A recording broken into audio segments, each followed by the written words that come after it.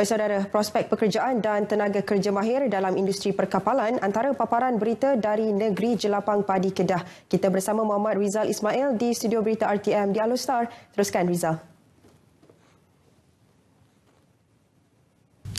Terima kasih rakan penyampai di Angkasa Puri. Industri perkapalan di negara ini masih kekurangan tenaga kerja mahir dan hampir separuh daripadanya dikuasai warga asing. Pengarah urusan Akademi Latihan Maritim Polaris, Kapten Syed Mahzan Syed Muhammad berkata, generasi muda perlu didedahkan dengan kerjaya dalam industri itu kerana ia menyediakan pendapatan yang lumayan walaupun kepada lulusan menengah rendah. Berpengalaman selama 26 tahun dalam industri perkapalan, Kapten Syed Mahzan turut menyediakan silibus pelajaran akademi ini bagi mempersiap pelatihnya menjadi pegawai dek atau bekerja di bahagian enjin. Mereka turut berpeluang dinaikkan pangkat kepada nakhoda atau ketua jurutera. Menurut Syed Mahzan, lepasan akademi ini sering menjadi rebutan syarikat perkapalan termasuk syarikat gergasi di Singapura. Antara syarikat perkapalan negara sendiri iaitu MIC Berhad, Petronas dan Sapura Kencana dan juga kapal-kapal di berpangkalan di Singapura termasuk Stella Ship Management, American Eagle Tankers dan juga Ocean Tankers Private Limited di Singapura. Kita ada pelatih kita yang bekerja di sana dengan pendapatan US dollar. Lepasan akademi yang terletak di Alostar ini menerima sijil skim latihan dual nasional SLDN yang diiktiraf Jabatan Laut dan Organisasi Maritim Antarabangsa IMO. Mereka dikenakan yuran RM4,500 untuk pengajian selama 23 hari.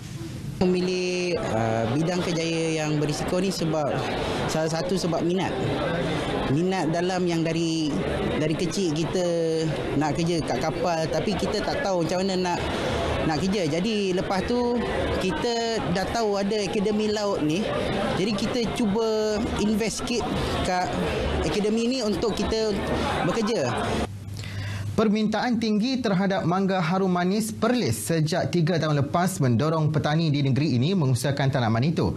Daerah Kubang Pasu dan Padang Terap mempunyai iklim dan jenis tanah yang hampir sama dengan Perlis yang sesuai ditanam dengan mangga harum manis. Ketika ini terdapat 26 pengusaha tanaman harum manis di Kubang Pasu dan Padang Terap dengan 7,000 pokok harum manis membabitkan kawasan hampir 72 hektar yang mampu mengeluarkan 200 tan semusim. Pada musim ini, Kedah menyumbang antara 10 hingga 12% pengeluaran mangga harum manis negara. Dan daripada kita kata kelebihan lah yang mungkin dua daerah ni dapat sebab dia bersempadan satu dan secara tak langsung dia dapat tingkatkanlah pendapatan bulanan atau pendapatan petani itu sendirilah kan. Sementara itu, pengusaha individu dan berkelompok ternyata memperoleh pendapatan yang lumayan daripada mangga harum manis ini. Bos musim itu bos mula itu payah dapat 12,000. Pasaran? Pasaran tu ikut orang besar lah. Orang besar bukan kata ada kita buat pergi setempat tak. Dalam 400 pokok lah. Saja tolong lah tengok mereka buat dia pelih ya. Boleh hasil banyak.